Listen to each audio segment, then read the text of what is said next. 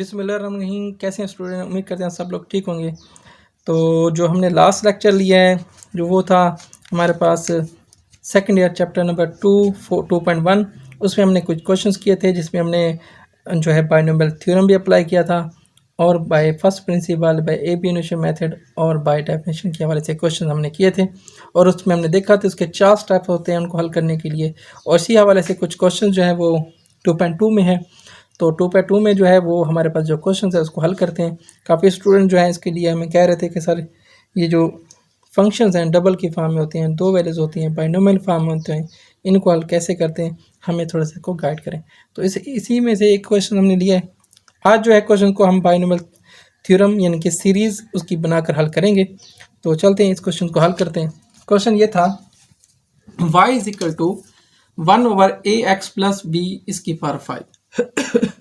मैंने इसको क्या किया, मैंने इसकी पावर ऊपर लेके माइनस कर दी। पहला स्टेप इसका ये किया। बाज़ का ये y नहीं देता, y खुद लिखना होता है, इसलिए मैंने लेट लिखा होता है। फिर आपने पहला स्टेप, ये इक्वेशन होगी आपकी 1। फिर आपने क्या करना है, वही चेनिंग, y की जगह y प्लस डेल y और x की जगह x प्लस डेल x।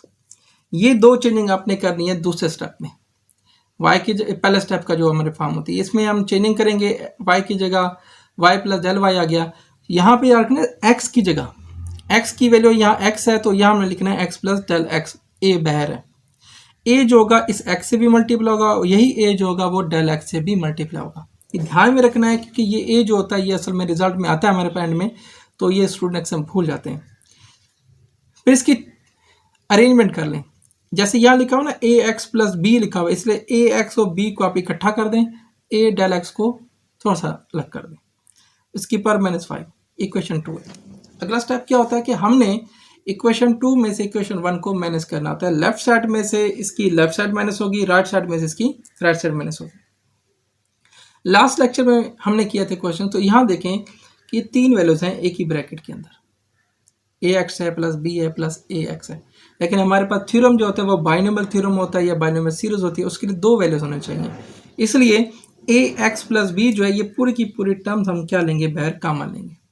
यहाँ से ए एक्स प्लस बी जब कॉमन निकलेगा यहाँ से बचेगा 1, क्योंकि इसके साथ वैल्यू नहीं है तो यही इसके साथ डिवाइड किया जाता है।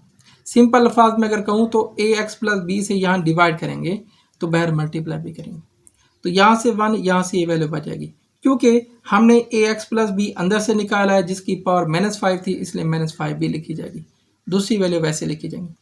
अब देखें हमारे पास ये 2 फैक्टर हैं, इसके साथ ये और ये टर्म सेम आती है। अगर ए एक्स प्लस बी की पावर -5 कॉमन लें तो यहाँ से ये टर्म बचेगी, यहाँ से बचेगी -1 कॉमन लेने के बाद। अब ये आराम से हम लोग इसको हल कर सकते हैं बाइनोमियल सीरीज लगाते हैं। बाइनोमियल थ्योरम और सीरीज में थोड़ा सा फ़र्क होता है कि सीरीज़ की बात वहाँ करते हैं जब माइनस में पावर होती है और थ्योरम की बात वहाँ करते हैं जब प्लस की पावर होती है, सिंपल नंबर होते हैं जिसे हम इंटीजर नंबर कहते हैं, पॉजिटिव इंटीजर नंबर 1 2 3 4 5 6 इस तरह। और बाइनोमियल सीरीज़ की बात वहाँ करते हैं जब जहाँ नंबर नेगेटिव में हो या ओवर में हो, बैठे की हालत में हो, तब हम बात करते हैं। आगे चलते हैं। बाइनोमियल सीरीज़ और थ्योरम की हेल्प से हमने क्या करना है, पहली वैल्यू 1, फिर जो उसकी पावर होती है माइनस में या प्लस में वो लिख देनी है, और दूसरे नंबर पे है ए del x over a x plus b, इसकी पावर यानी कि 1। -5 वैसे लिखेंगे, -5 में से -1 करेंगे तो माइनस का 6 over 2 factor a del x over a x plus b की पावर 2। फिर -5 -6 लिखेंगे, -7 एक एक कम करता जाना है। -5 में से एक कम करेंगे तो -6, फिर एक और कम करेंगे -7, फिर एक और कम करेंगे -8, इस तरह हो जाएगा। तो पहली वैल्यू इसके नीचे A1 फैक्टोरियल लिखते नहीं है, इसके नीचे 0 फैक्टोरियल वो भी नहीं लिखते, वो 1 के बराबर होता है।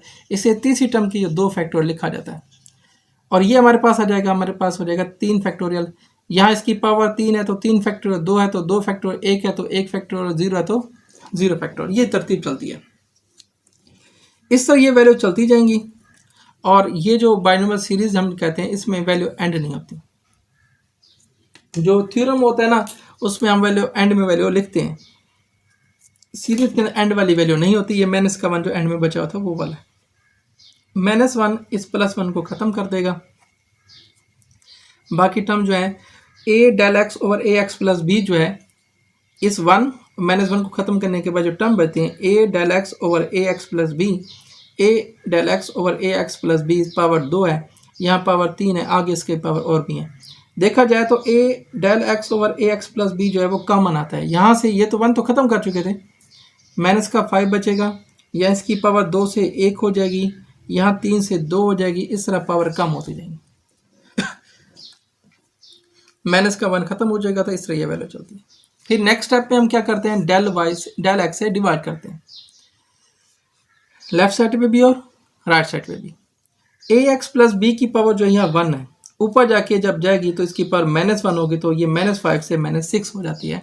और ए डेल एक्स वैसे लिखा जाएगा, नीचे जो हमने डिवाइड किया वो लिखेंगे, अंदर की वैल्यू जो आपने लिखी है वो सारी की सारी वैसे लिखी जाएगी। अगले स्टेप में डेल एक्स से डेल एक्स को काट देंगे, बाकी वैल्यू जो बचती हैं हम उसके साथ लिमिट अप्लाई कर देंगे, क्योंकि आखिरी स्टेप जो होता है उसमें हम लिमिट अप्लाई करते हैं। कटने के बाद जो वैल्यू बचती है ए एक्स प्लस बी, इसकी पावर -6, और ये सारे के सारे टर्म्स हमारे पास जो हैं वो लिख दी जाएंगे। फिर हम क्या करते हैं, साथ लिमिट अप्लाई करते हैं, limit del x approach to 0 del y over del x, limit del x approach to 0 a x plus b की power -6 a -5 -6 over 2 factor a del x over a x plus b plus -5 -6 -7 a del x over a x plus b की power 2, इस तरह so number चलते हैं।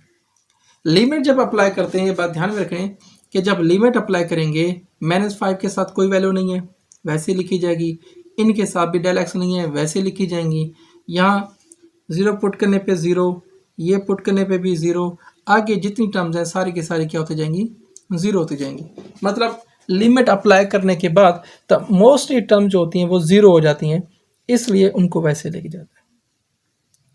अब -5 के अंदर जब 0 ऐड करेंगे, -5, ये -5, मतलब यहाँ से माइनस का 5 जो आएगा वो बाहर लिखा जाएगा। साथ ही एक और बात, del y over del x, अगर limit del x approach to 0 करें, ये सारी वैल्यू को लिखा जाता है d y over d x. हम क्या करेंगे, इसकी जगह ये लिख देंगे और माइनस का 5 इसके साथ बाहर जाके मल्टीप्लाई कर देंगे। माइनस का 5 जो बचा है वो जाके इसके साथ मल्टीप्लाई हो गया, इसकी पावर माइनस में या नीचे आके प्लस में हो जाएगी। इसका मतलब था कि हमारे पास जो वैल्यूज थी, जो सवाल था वो मैं दोबारा यहाँ थोड़ा सा एक सिंपल फॉर्म में लिख देता हूँ। सवाल ये था कि y is equal to 1 over a x plus b, इसकी पावर 5 थी। y इज इक्वल हो जाएगा ए एक्स प्लस बी, इसकी पावर -5 मैंने लिखी। ये दूसरा सेकंड, ये मेथड जो है वो शॉर्ट मेथड है, ये तब करते हैं जब मैंने कहा था वो एमसीक्यूज के लिहाज से पूछा जाए, तब ये मेथड अप्लाई करके चेक कर लेना आपने। डायरेक्ट मेथड ट्रिक्स हैं ये, या वो जो 3 मैंने ला कहा कि फर्स्ट प्रिंसिपल का नाम नहीं लेता, A B initio method,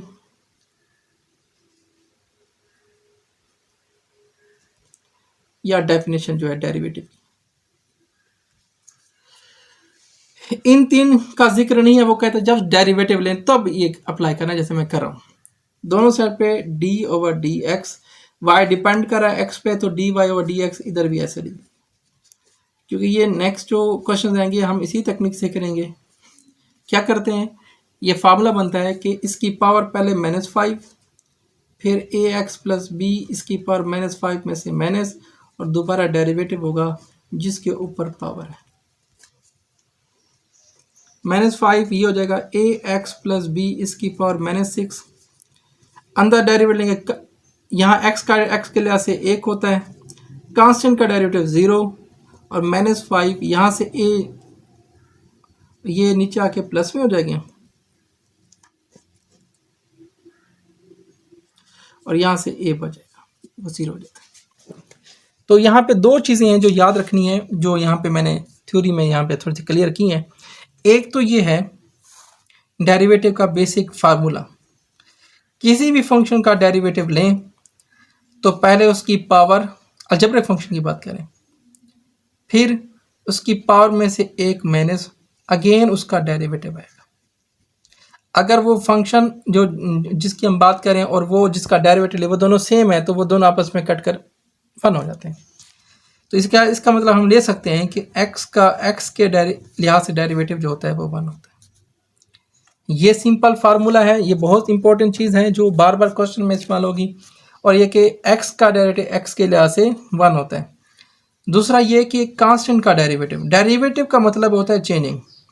constant में कोई चेंजिंग नहीं आती, इसलिए कांस्टेंट कोई भी हो, यानी कि 2 है, 4 है, 50 है, 70 है, तो कांस्टेंट का डेरिवेटिव वो 0 लिखा जाता है। यही वजह है कि b का डेरिवेटिव 0। यहाँ कांस्टेंट के साथ x वेरिएबल था, इसलिए हमने कांस्टेंट की बजाय x का डेरिवेटिव लिखकर इसके साथ मल्टीप्लाई किया। अगर अकेला a होता तो हम इसको 0 कर लेते डेरिवेटिव में।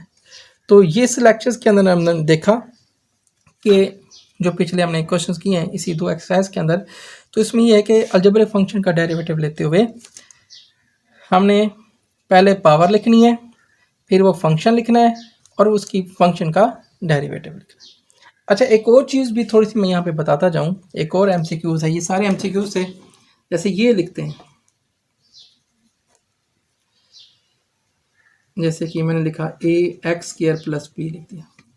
इसमें क्या होगा, अलग अलग डेरिवेटिव लेने। पहले डेरिवेटिव ऑफ b यानी कि कांस्टेंट, x² का डेरिवेटिव कांस्टेंट को वैसे ले देंगे, x² का 2x⁻² में से एक माइनस। तो इसमें ये देखें कि कांस्टेंट को वैसे लिखना है, वेरिएबल का डेरिवेटिव लेना है, x⁻² और इसी फंक्शन की पावर 2 में से एक माइनस करके x का डेरिवेटिव x की वजह से 1 होता लिखने की जरूरत नहीं है। कांस्टेंट का डेरिवेटिव 0, तो इसका रिजल्ट बनेगा 2ax। तो इस तमाम लेक्चर्स के अंदर जितने भी हमने किए हैं, तो ध्यान रखना है कि अलजेब्रिक फंक्शन का डेरिवेटिव हम लोग कैसे लेते हैं। तो इंशाल्लाह नेक्स्ट लेक्चर में हम इन क्वेश्चन को मज़ीद सॉल्व करेंगे। अगर इसी एक्सरसाइज के हवाले से किसी क्वेश्चन का आपको इशू है, कोई डिस्कशन करनी है, तो आप हमसे कर सकते हैं। थैंक यू, जज़ाकल्लाह, अल्लाह हाफ़िज़।